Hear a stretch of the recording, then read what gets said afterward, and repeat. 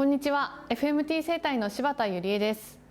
今回はぜひ日常のエクササイズに取り入れていただきたい胸椎ストレッチについて紹介していきます。胸椎というのはこの部分、ちょうどこの胸の裏側あたりですね。ここは人間の体の動きの要になっている部分です。例えば腕を上げようとした時、少し猫背の状態でやってみていただくと分かると思いますが、この猫背の状態で腕を万歳していこうとする、この上げていこうとすると上がりにくいというのが分かると思いますが、これは胸椎のあたりですね。このあたりの動きが使えないことで胸郭だったり肩甲骨の動きに制限がかかって肩の可動域を狭めている一例になります。もちろんこれはちょっと分かりやすくやっているので、肩が上がりづらくなる理由はその一つだけではないのですが、私たちの体はさまざまなところが関連して動いています。中でも先ほど紹介したこの胸椎、ここがですね動かなくなると首、肩、腰、膝などに制限や負担がかかりやすくなるので、この辺りに何かしらの痛みや動きづらさを抱えている方には非常におすすめのストレッチです。もちろん普段からやっておくことで怪我や痛みの予防になりますので、今から一緒に行っていきましょう。まず動きだけ説明をしていきますので、どんな動きをするのかですね見ておいてください。先ほど説明した胸椎、胸を動かすというところをですね一番意識してください。まずこの椅子に腰掛けていただいて、胸の前で手を組んで伸び万歳をします。この際ですね、同時に胸ですね、この胸をちょっと斜め上に上げていくような感覚ですね。という動きと骨盤を前傾させるような動き、伸びをしながら同時に行っていきます。伸びをしながら。で、この時ですね、一番胸を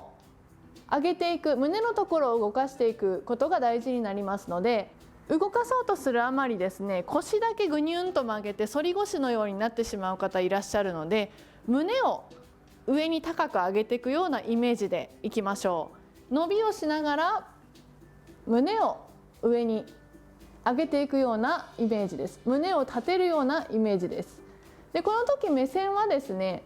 胸と同じ方向ですね、ちょっと斜め上の方向を見ながら、無理に首は反らさなくて結構です。ちょっと目線を上に上げていきます。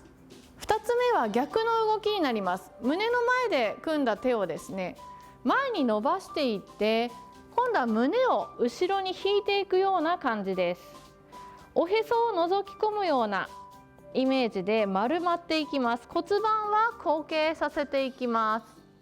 手と肩甲骨で綱引きをするようなイメージでぐーっと丸めていきます。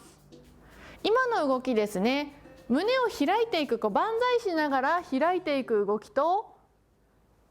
手を前に伸ばしながら胸を丸めていく、この動きをですね呼吸に合わせて行っていきます。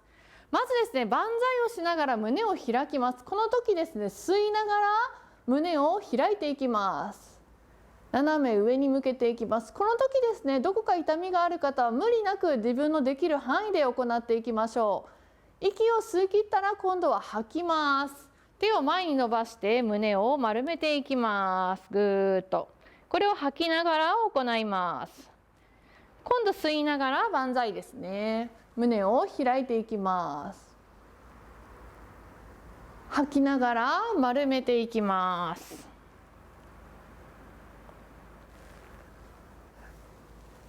動かしていくのはしっかりと胸です。胸の動きを意識しましょう。腰とかその他の場所ではなくて、胸がしっかり丸まったり開いたりしているかを意識していってください。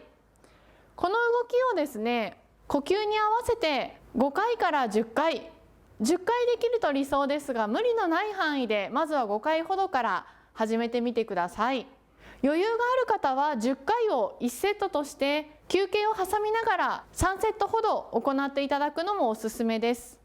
回数を決めなくても日常の間にですね、1日の間で隙間時間にこまめに取り入れるのも有効ですので、無理のない範囲で行ってみてください。